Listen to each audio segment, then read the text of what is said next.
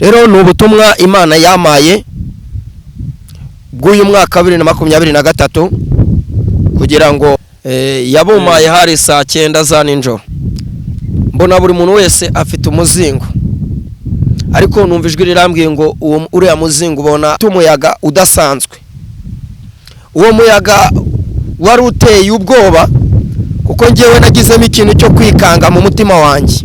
Nagiye kuba numva ijwi rirambwiye ngo reka ngo igihe bataye agaciro ubu ngubu nibwambwiye ngo nimbwire abanyetorero, ariko nagiye ko nambona abantu benshi baragenderewe bararize, ndetse mbona habayeho kwimuka na bamwe barapfa. Ndavuga uti Uwiteka we ni wowe gutabara abatuye iyi si. Nabonaga bitoroshye. Rero aho Imana yongera kumbwira yambwiye ngo aho nabonye ari intambara ikomeye, atabo bantu ni bandi bivumbura bajyayo basohora, bahanura basenyana, baririmba bacyurirana, basenga bagambana, bagenda bahondana imitwe. Marayika wambwiraga arambwira tumva, atubwira buri muntu wese, waba ukomeye waba woroheje, yewe waba utanasenga, n'iby'Imana babivuga wowe ukajya kubijyamo impaka. Nagiye ko nambona buri muntu wese yo winjiyemo uragenda ukagera imbere ugahagarara, ukagenda uhagaze. nta muntu muremure se ushobora gukubitaho niyo ufite metero 3 ni harehare, n'imbere ho ni harehare, ni harehare cyane. Ureba hejuru ukabona ubutaka, ubona ubutaka nyine hejuru yawe. Areba nawe ikintu bita ubuvumo, umuntu wigeze aba mu buvumo cyangwa se Inzozi Zacu TV, ibiganiro n'amakuru agezweho.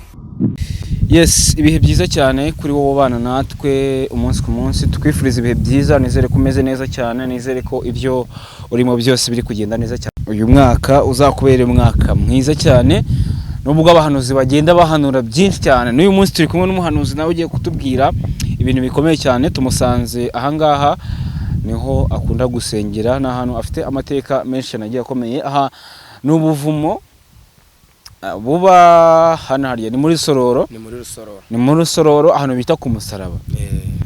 N'ubuvumo bufite amateka akomeye cyane, ariko by'umwihariko no kuri uyu muvandimwe turi kumwe, n'ubuvumo yabayemo igihe kinini tugiye kuganiraho byose bigiye bitandukanye. N'ubuvumo winjiramo ukagenda kamba ukawagera ukagenda uhagaze, winjiramo ukamba, wenda turabaza no kwereka amafoto. Winjiramo ukamba ugagenda wagera imbere ugahagarara, ukagenda uhagaze, kandi ubwo arimo umusaraba. Imbere harimo umusaraba muri buriya buvumo imbere harimo umusaraba. Ubuvumo rero winjiramo ngo ukagera imbere ukagenda uhagaze. Umuvandimwe turi kumwe rero yahabaye igihe kinini, ahafitiye amateka maremare cyane. Yo winjiyemo uragenda ukagera imbere ugahagarara, ukagenda uhagaze. nta muntu muremure se ushobora gukubitaho. Niyo ufite metero 3 ni harehare, n'imbere ho ni harehare, ni harehare cyane. Ureba hejuru ukabona ubutaka, ubona ubutaka nyine hejuru yawe. Areba nawe ikintu bita ubuvumo, umuntu wigeze aba mu buvumo cyangwa se wigeze ajya gusura ahantu abami bahitaga, naho niko hameze.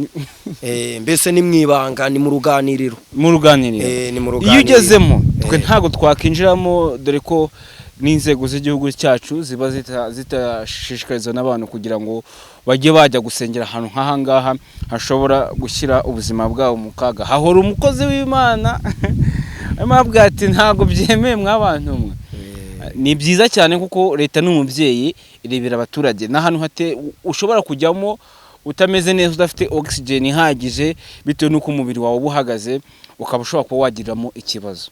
Nanjye natinye kwinjiramo, ariko leta kuba ari umubyeyi iravuga ati ibi ntago byemeye, muri abana umwana ntago agomba kwinjira mu cyobo. Ni byiza cyane rero, ariko ikintu cyantangaje ngo imbere habamo umusaraba. Yegeze mikrofone. Umusaraba ubamo, uwo musaraba ubamo umeze ute? Baracukuye. Fata mikrofone neza kugira ngo umve neza. Baracukuye, wiyegereza cyane aho ngaho. Baracukuye bamaze gucukura urumva nyine ariko ni bande bacukuye cyangwa ni ukuvuga ngo amateka y'ubu buvumo ukuntu ateye nagerageje kumenyaho makeya ashoboka. n'ahantu bacukuraga bashakamo icyo bita amabuye y'agaciro. Noneho biza kuba ngombwa yuko bahacukura ariko Imana yari hafite umugambi. Bagezemo imbere y'abo bantu bacukuraga bahindura umusaraba. Bakoramo icyo bita umusaraba. Ari nayo mpamvu iyo ugeze muri buno buvumo buno buherere hano Gasogi bakwicukuye no ku mpande baracukura ubundi bwo imbere hari ahazamuka ugahita ubibona neza yuko ari umusaraba. Uhita ubibona neza ko ari umusaraba. Na hano iyo winjiyemo aho winjiriye biba ngombwa ko ariho uza no gusokera. Yego. Ariko n'ahana abantu bamwe na bamwe bagenda bahasengera, hari abantu bahabonaniye n'Imana mu buryo bugiye butandukanye. Ahantu wahaje ryari wahamenye ryari we byumva? Aha nahageze 2014. Uhabuwa igihe kingana gute? Wahaje mu buryo waje uhazanywe n'ibihe bibazo byatumye uvuga ati reka nze kwisengera ahantu? Okay. Ngo Bibiliya iravuga ngo yemwe abarushye n'abaremerewe nimuze munsange ndabaruhura. Nanjye icyo gihe nari ndushye kandi nari nanaremerewe. Byari ibihe bitari binyoroheye ariko wari umugambi Imana yari imfiteho kugira ngo mbashe no kugera kuri uyu musozi. Kuko ushobora gusengera mu nzi wawe ukajya mu rusengero ukaba undi agafashirizwa no kuba yakurirwa atembera mu muhanda ariko intego ari yo gusenga bitewe n'ibigerageza afite. Bitewe n'ibigerageza afite. No kuvuga ngo ngewe narigaga hano haruguru Ruhangare. Noneho ubwo igihe kiza kugera mbona amashuri sinzayasoza. Ndatekereza ndavuga ati ariko hari umugambi Imana imfiteho kubera ko nitwa na Mana irumva. Niryo n'izina ry'umuntu risengeramo. Kavuga ngo niba ababyeyi banjye baragize yerekwa bakanyita Mana irumva, Imana hari n'iki kwiriye gukora. Okay, nibwo rero nazaga hano muri buno buvumo inshuro ya mbere nza gusenga magirira ibihe byiza. Nayigishirije ijambo icyo gihe umuriro raka riri muri Matayo ibice byawo ni 7 ku murongo wa 15. Farisayo hari ikimana icyo gihe yari intumye. Ari wigishirizagamo imbere mu harimo abantu benshi abaturutse mu mujyi, abaturutse nta muri tuno duce imbere hari hatagaragara turahimbaza Imana mu buzima gashya. Hari aba committed abantu baratangira kubabuza kwinjiramo. Yego. Abantu bari bahari nyine no kuvuga ngo hari abantu benshi. Hari abantu benshi rwose. Biza kugenda bite n'ikihe kintu cyatumye uhaza by'umwihariko kugira ngo tuze gukomeza n'ikiganiro cyacu? Ibibazo wari ufite ese ibyo wahazanye warashubijwe koko byarakunze? Wari tunyuremo mu make. Kuvuga ngo nari mfite ibibazo bikomeye. Ari igihe uvuka ukavuga ati mfite mukuru wanjye ni muhamagara zanabara. Hari igihe uvuka ukavuga ngo mfite murumuna wanjye ni muhamagara azagera gute azanabara. Rero agataho ngaho ngiye ikintu cyari kinzanye nabonaga abo bose nta numwe mfite. Noneho ndavuga tuko byagenda kose Imana irashoboye kandi irakora. Nza kuza rero kwinjiramo kugira ngo ndebe icyo igikwiriye gukorwa muri icyo gihe. Ndasenga ikigeragezo cya mbere nari mfite cyari cyo kutagira homba. Ikindi cya kabiri nari mfite nibazaga kuba imfubyi nkaba no muri uyu mujyi wa Kigali no kubona ibyo kurya cyari ikibazo. Icya gatatu kinakomeye cyane Imana yari yarambwiye yuko ngomba gutura muri uyu mujyi wa Kigali. Ubyibajijeho kuko baravuga ngo kwizera ni iki? Kwizera ni uguhamya ibintu, ni ukureba ibintu wowe ukabibona nk'ibitariho ariko hanyuma wowe ukabifata nk'ibiriho muri wowe. Nicyo bita kwizera. Nanjye navuze uko bishoboka kose iyi Mana yavuze ntago ari injajwa. Ifite impamvu yayo kandi kuba imbwiye uko nguko nzi neza ko atari ukundema agatima na bimwe byateye muririmbya aririmba akavuga ngo kwari ukugira ngo indema agatima hoya ntago ariko nge nizeye. kubera ko yitwa ishobora byose, numva uko biri bugende kose hari icyo Imana igomba kugira gute kunkorera. Ubwo rero nibwo ninjiye muri buno buvumo ndasenga. Kifuzo cya mbere nari mfite ko kugira ngo mbona homba. Nguko wari uri homeless.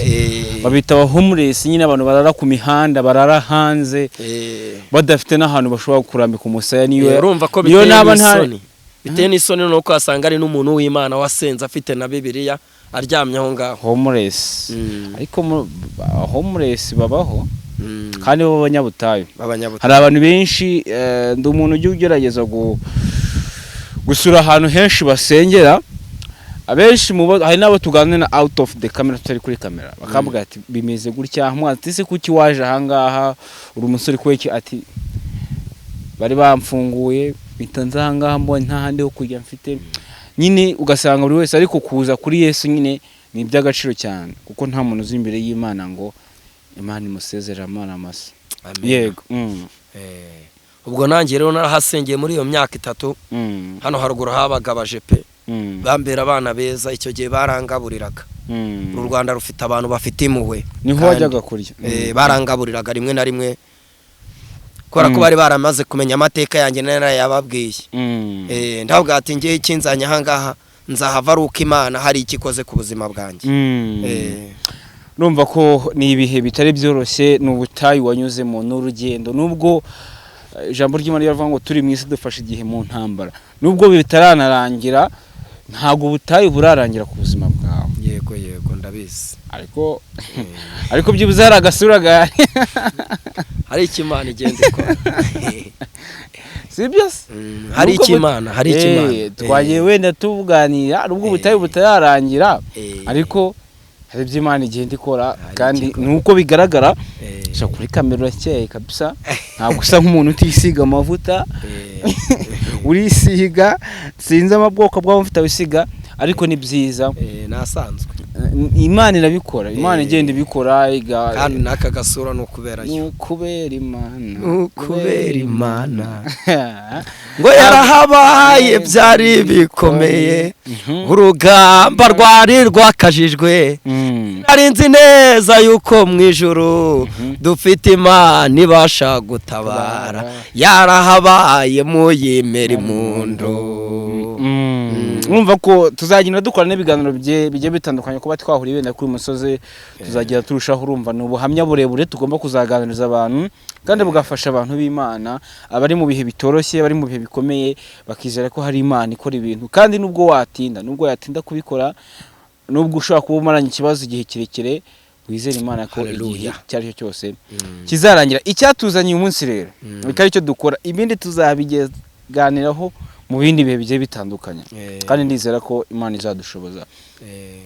Uyu munsi uri mu muhamagaro, uri gukoreshwa n'Imana mu buryo bugiye butandukanye, ariko hari ijambo nyankunda kuvuga abantu baze kubyibuka. Ndavuga ni abantu b'abanyamasengesho, abantu basenga, abari abanyamakuru b'ijuru. Hari ibintu bamenya twe tutamenya, twe tudasenga, tudafata umwanya uhagije wo gusenga. Kandi kuvuga ko tudasenga, tudafata umwanya uhagije udasanzwe nyine wo gusenga, twe tutamenya. Iyo umuntu abaye imbere y'Imana cyane bitandukanye, hari amakuru amenya akajya kuyatangariza ubwoko bw'Imana, kububurira. Mose yajyaga kuvugana n'Imana akamara akazaza kubaburira. Dore ko najya ariko witwa Mose, nitwa Mana irumva Samuel, ariko Imana yanyise Mose. Ni Mose, twahuye na Mose, noneho ibintu byamaze gusobanuka. Mose yamara kuvugana n'Imana n'igihe Imana ikavuga ati genda umbwirire abantu banjye, genda umbwirire ubwoko bwanjye. Mose nawe rero uyu munsi yaje. Icyo tugiye gukora, yaje afite message yahawe. Hari byinshi cyane mwagiye mubwirwa mu buryo bugiye butandukanye, hari byinshi wenda wahanuriwe ku giti cyawe, hari byinshi wumvise ku ruhande rwawe, ariko uyu munsi hari message ireba buri muntu wese wumvise ururimi rw'Ikinyarwanda n'utarwumva. Turabizi ko n'abantu badukurikira hari abafata inkuru zacu bakazindura muri rw'Icyongereza.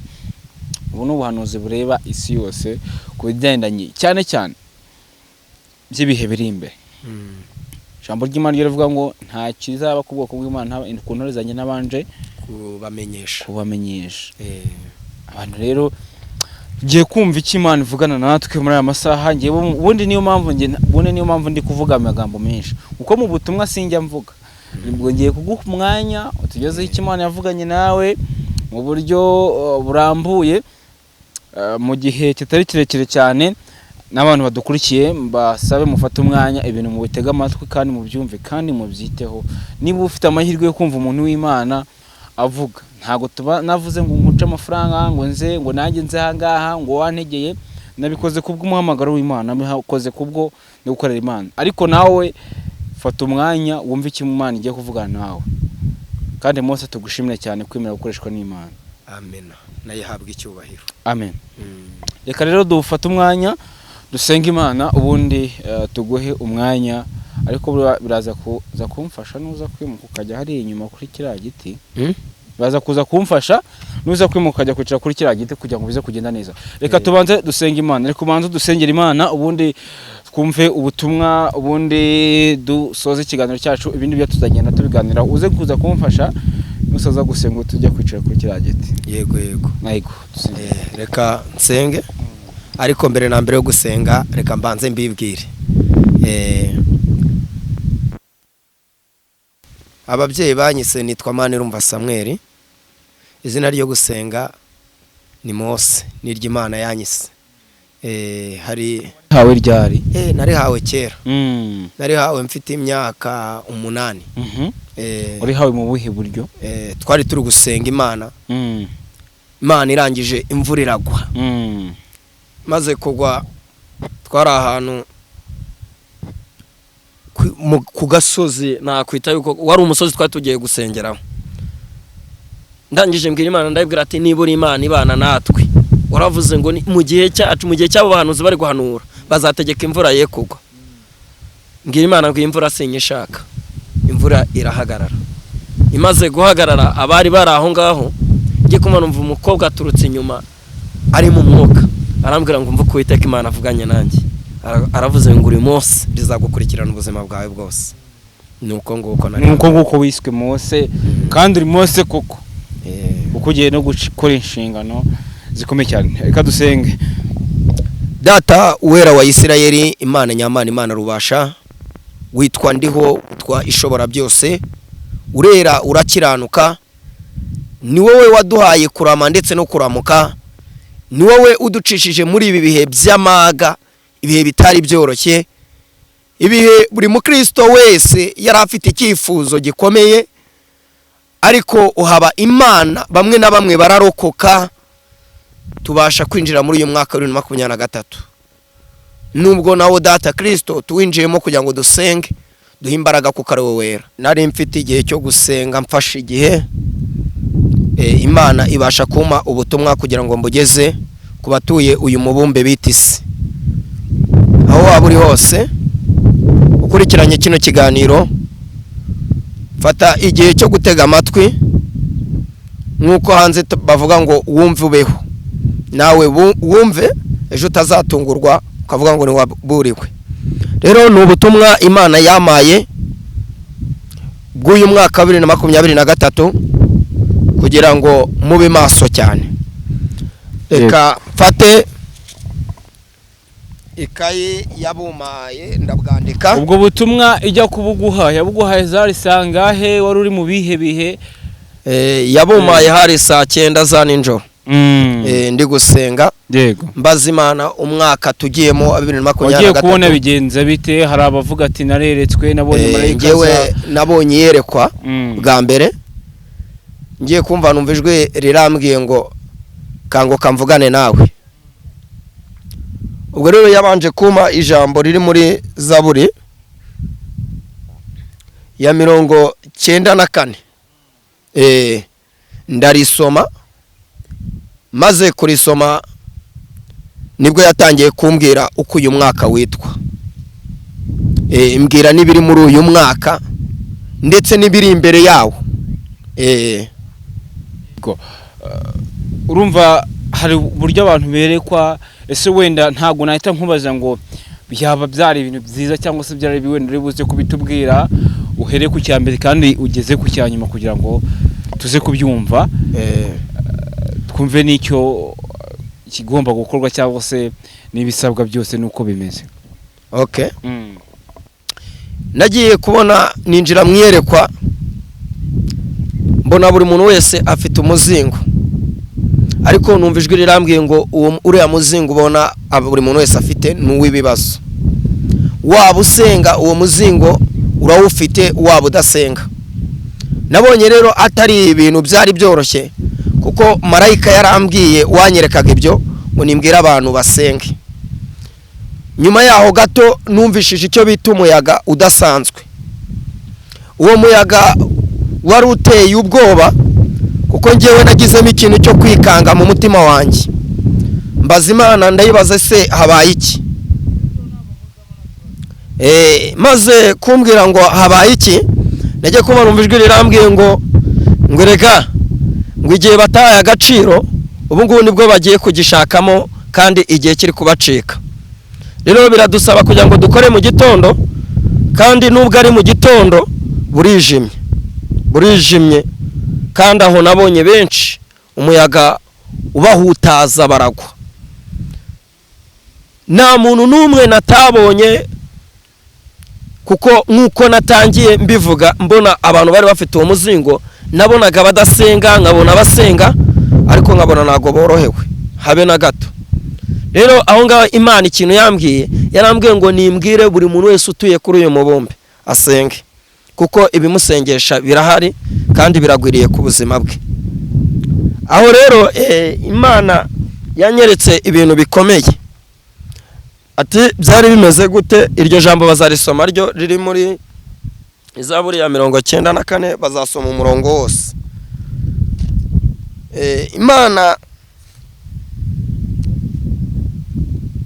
Imana yambwiye ko uko ushora abantu mu bibi, hari abantu bashora abantu mu bibi. Yesu nashimwe. Uko ushora abantu mu bibi, nagiye kora mbona abantu bari gushorwa mu bibi. Imana irambwira ati rero umwana ujya kurimburwa cyangwa se umwana urimbuka arongorerwa, ariko nagambaza. Bishatse kuvuga ngo hari ibintu abantu bakora ariko batari kubaza Imana. Ibyo ngibyo bikazabatera ingaruka zikomeye cyane. Rero Imana yarambwiye ngo nimbwire abanyetorero basenge, kandi basenge batisengesheje. Kuko aho ngaho Imana yarambwiye, nabonaga ari ibice bitatu. Nabonaga ari abaririmbyi, nkabona abashumba, nkabona n'abahanuzi, ndetse n'abakristo bo nababonaga kure cyane. Aho Imana yarambwiye ngo se umuntu yagendererwa ari maso? Numva ijwi risubije inyuma yanjye irambwira ati nta muntu uri maso ushobora kugendererwa. Ariko nagiye ko mbona abantu benshi baragenderewe, bararize, ndetse mbona habayeho kwimuka na bamwe barapfa. Ndavuga uti Uwiteka we ni wowe gutabara abatuye iyi si. Nabonaga bitoroshye. Rero aho Imana yongera kumbwira, yarambwira ngo igitenga utega ujabitse nicyo kizagukoraho. Aho Imana yarambwiye ngo nimbwire buri muntu wese agira amakenga, kuko nabonye ubujura butigeze kubaho muri uyu mwaka ndi kubuvuga muri 2023. Mbona ntago byoroshye, ariko Imana irambwira ngo uwo kurindwa izamurinda. Nakomeje gusenga mbaza Imana, irambwira ngo hari abantu baje mu rusengero kureba ko ibintu mbwira ni byinshi, ndi gusa nkaho mbivuga mu ncamake, kuko ntago nabisobanura. Ngiye yagendaga insobanurira umurongo ku murongo. Yarambwiye ngo abo bantu nabo bari mu rusengero cyangwa se bari mu idini, nabo bari gusenga, ariko ari abantu bagiye kureba gusa. Rero aho nabonye ari intambara ikomeye. Atabo bantu ni bandi. Aho yarambwiye ngo bamwe reka amasome ngo baririmba bica, basenga biba, bayobora bayobya, baseka bajunditse, bakora barushanwa, bivumbura bajyayo basohora, bahanura basenyana, baririmba bacyurirana, basenga bagambana, bagenda bahondana imitwe. Urwo ni urugamba rukomeye cyane. abera b'Imana bakwiriye kubera amaso, kuko nabonye inyanja itukura ubwo abayisirayeli bayambukaga babanje gusakuza, ariko aho gatoya Imana impamvu yamaye urwo rugero yarambwiye ngo wowe uri gusakuza ute? Ese ni waba uri gusakuza uri kugambanira mwene so? Ni waba uri gusakuza uri mu butayu uri gusengera mwene so ngo ahure n'ibibazo? Imana irangije irambwira ngo iyo nyanja itukura niyo yongeye kugarukira isi. Birabasaba kugira ngo rero iyo nyanja usakuze ariko ufite gusenga kuzima, atari igihuha. Uyu munsi wa none nshobora gufata inzira njya gusenga, ariko ugasanga hari ibyo ngiye kureba. Aho rero Imana yanyeretse ubwibone buri mu idini ryacu cyangwa se buri ku batuye isi. Iyo waguze umwenda mwiza mu gihe batakubonaga mu materaniro, icyo gihe ujya mu materaniro. Iyo waguze inkweto, iyo waguze imyenda, mbese muri make abantu bari kurata ibibora. Imana yarambwiye ngo ubwo munezeza umuntu wanyu w'inyuma, ariko uw'imbere akaba arushaho kubabara, niyo mpamvu ibyago bigiye kubatungura. Ngiye kumva numva marayika arambwira ngo nimbwire buri muntu wese azibukire mu nzira mbi n'urwoshyo rwari rumuri mu mutima, ahindura uburyo Imana nayo imuhindukirire. Bitabaye ibyo biramugoye. Ati iki rero nagiye kubona mbona icyo bita urubyiruko. Urubyiruko ubundi bwo bavuga yuko ariyo mizi isi cyangwa se igihugu cyubakiraho. Aho nabonye Satani abasaba bikomeye cyane. Nagiye kubona mbona abakobwa batewe amadari benshi, ndetse bigeze igihe Satani wagasuzugura binjiramo ntibabasha kumvira ababyeyi. Imana irambwira ngo ntago ari bari abana bapfuye, ahubwo hapfuye ubasabira. Imana ikomeza kumbwira muri uyu mwaka, yambwiye neza yuko uyu ari umwaka utarimo imikino, ni umwaka ugusaba guhumuka ukaba maso cyane, yuko ibyo wibwira uyu munsi ejo birahindutse, aho wicaye uyu munsi ejo harahindutse, ibyo wavugaga uyu munsi ejo birahindutse. Rero Imana ima ubwo butumwa yarambwiye ngo nimbwire uhereye kusenga kugeza kudasenga. Ati gute? Aho ngaho nagiye kubona mbona abantu barataka ibintu mu nzu, ariko igihe kikageraho bakabihindura. Ariko umutako mwiza nabonaga bawutaka, igihe kikageraho bakongera bahora bawukorera isuku uko bwije uko bukeye, ugasanga wa mutako ni mwiza. Imana rero yarambwiye ngo bitewe n'ingeso abantu bafite, bitewe n'ububi buri gukorwa, bitewe n'akagambana abantu bari kugambanirwa, bitewe n'umubabaro ab'isi bari guterwa, aho nabonye abantu bahita basohora mu mashuri. Mwene data wo nkurikiye, birashoboka yuko nshobora kuvuga ishuri ukagira ngo ni ya mashuri usanzwe ujya kwigamo ibyagufasha mu buzima bwawe buri imbere. Iryo shuri nabonaga abantu binjiranamo ibirago hamwe n'udutaro, za nkoko zacu za kera, ariko nkabona aho kwicara nahari abantu bari kubyigana. Mbaza marayika ndamubaza, se ko ndeba abantu bari kubyiganira mu ishuri bimeze bite? Imana irangije marayika wambwiraga arambwira tumva, ati bwira buri muntu wese, waba ukomeye waba woroheje, yewe waba utanasenga, n'iby'Imana babivuga wowe ukajya kubijyamo impaka. Nagiye kubona mbona buri muntu wese yicaye muri iryo shuri bitamworoheye. Nabonye amarira, mbona birandenze.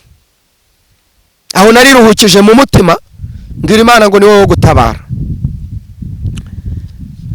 Aho rero nagiye kumva numva amajwi abiri. Atayo majwi ni ayahe? Nagiye kumva numva umunwa uravuze. Umunwa wavugaga ubwira amaso. Ati umunwa wabwiraga icyo amaso? Wabwiye amaso atari ko maso we ni iki wabonye ko ntacyo wabashije kurinda. Hepfo gatoya ikifu kiri imyoza.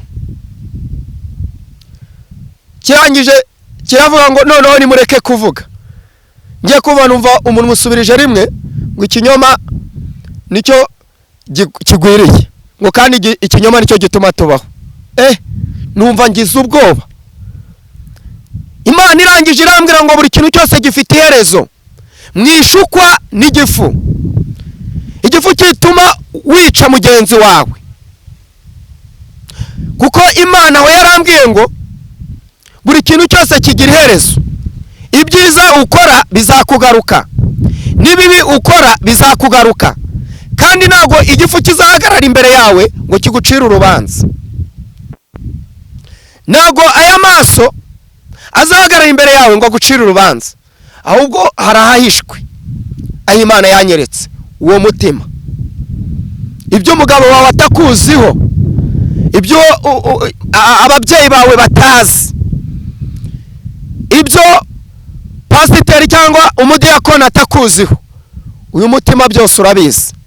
Nibyo bigiye gutuma abantu basohoka bahinduka akabarore ku musozi, bahinduke akabarore mu midugudu.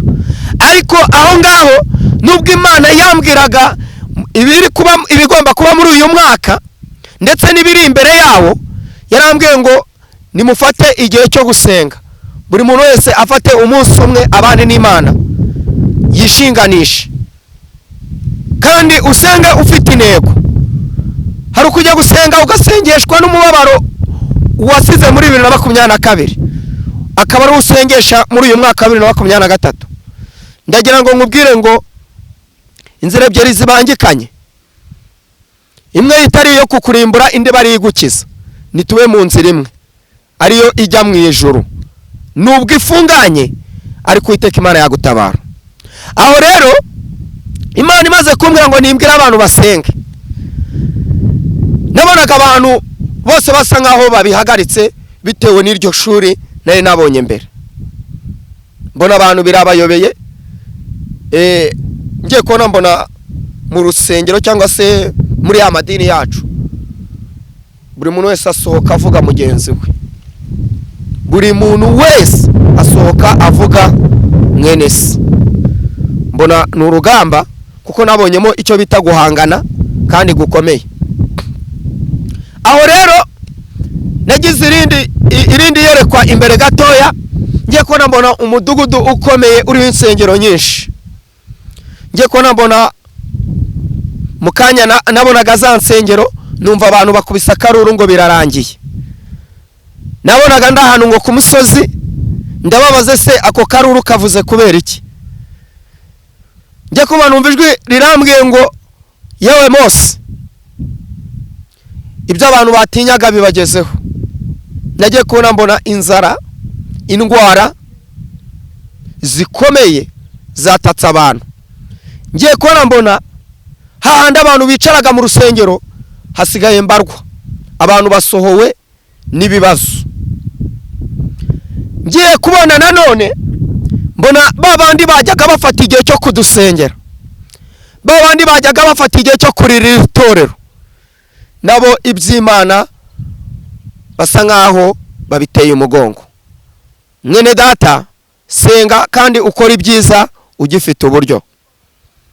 Senga kandi wambare imbaraga, kuko ayo maso yawe uri kurebesha uyu munsi byagutera kwiga kutayafite, nawe uvuga bikagutera kwiga kuwavutse afite ubumuga bwo kutavuga, kuko iminsi turimo cyangwa se iminsi turi kwinjiramo ni iminsi idusaba kugira ngo twubahe Imana gusa. Aho rero nagiye kubona mbona kwa kunda Abayisirayeli bari bagiye gusohora i Kanani, bagiye kugera mu gihugu, nicyo gihe bavuye mu isezerano. Imana yarambajije ngo nimbaze buri muntu wese, wowe nkurikiye, niki kiguteye kuva mu isezerano? Niki gitumye usambana? Niki gitumye uzirura iby'Imana? Niki gitumye wica? Niki gitumye ugambana? Kandi igihe cyawe kiri bugufi. Aho rero Imana yarambwiye ngo bwira buri muntu wese kwigira afite ari akanusu. kwibaza kuntu igihe ufite ari akanusu biragoye. Nawe usenge umenye ko igihe ufite ni gito, igihe ufite aho ukora ni gito, igihe ufite mu byo uvuga ni gito. Imana yarambwiye ngo uko bigenda kose cyangwa uko abantu bagenda bahinduka na batunguranye, bahindukana kandi bwa bumwe bari bafite buhindutse ikibazo. Aho rero Imana yambwiye ngo mbwira igihugu cyacu cy'u Rwanda, kubwira abanyarwanda kugira ngo basenge, kandi irambwira ngo nimbabwire ngo uyu mwaka hagiye kubamo ibintu bitari budutere kurangara. Urarangara azaza yibona ameze nk'umugabo witwaga Ntabwenge. Uyu mugabo witwaga Ntabwenge yagiye yirukanka cyane, asohoyeyo bamubajije urwandiko azana urw'itorero. Urumva ko ntago byari bimworoheye. Niyo mpamvu yanambwiye ngo nimbwira abanyarwanda musenge, mbwira ab'isi babe maso nabo basenge, kuko icyo mwatinyaga nicyo kibagezeho. Ariko nimubana n'Imana ihindura ibyanze guhinduka, nibyo nabyo izabihindura, ariko mwabanye n'Imana.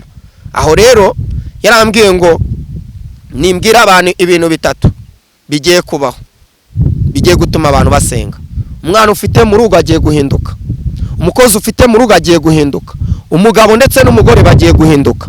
Rero mbese ni ibintu bigiye gutuma buri muntu wese agira umutima ushaririye. Rero fata igihe utaragendererwa usenge, ufata igihe